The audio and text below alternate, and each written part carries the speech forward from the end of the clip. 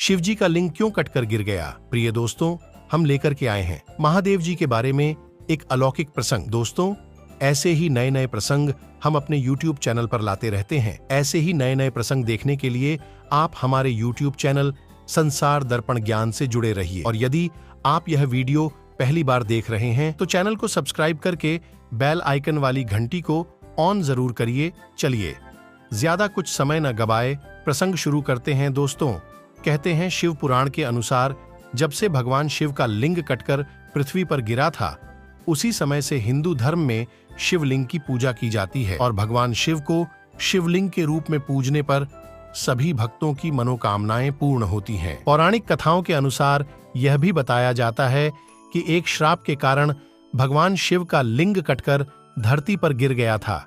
जब से भगवान शिव को शिवलिंग के रूप में पूजा जाने लगा, जिस जगह पर भगवान शिव का लिंग कटकर गिरा था उस जगह का नाम जागेश्वर नाथ कहलाता है। इस प्रकार भी बताया गया है, महाराज दक्ष प्रजापति के यज्ञ में माता सती के आत्मदाह से दुखी भगवान शिव ने यज्ञ की भस्म लपेटकर दारू तपन के वन में जाकर तप किया था। इसलिए यह स्थल भगवान शिव के तपस्थली के रूप में जाना जाता है।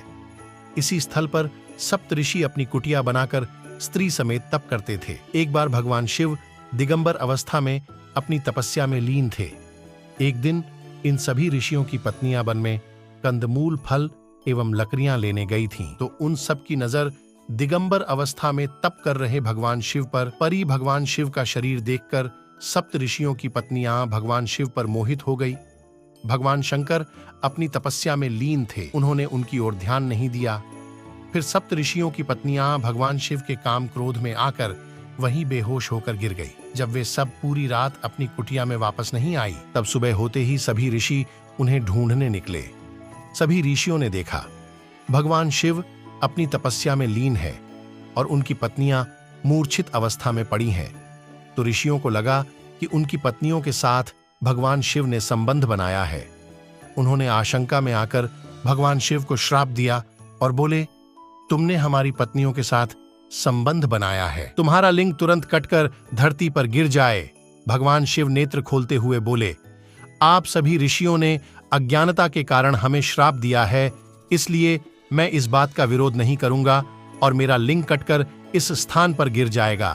तुम सभी ऋषि तारों के साथ अनंत काल तक लटके रहोगे। शिवजी का लिंग अलग होते ही पूरे संसार में कोहराम मचने लगा। ब्रह्मदेव ने इस संसार को इसके प्रकोप से बचाने के लिए अपने शिष्यों को मां पार्वती की उपासना करने के लिए कहा।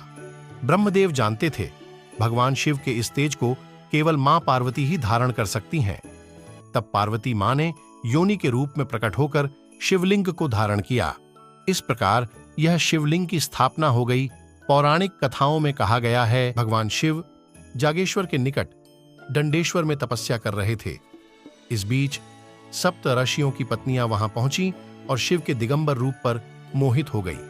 सप्त ऋषि भी उनकी तलाश करते वहां पहुंच गए और उन्होंने श्राप दिया कि भगवान शिव का लिंग कटकर धरती पर गिर जाए। तब भगवान शिव क्रोधित हो गए। सभी देवताओं ने भगवान शिव को मनाते हुए शिवजी को वहीं स्थापित कर दिया, जिसका नाम जागेश्वर नाथ पड़ा।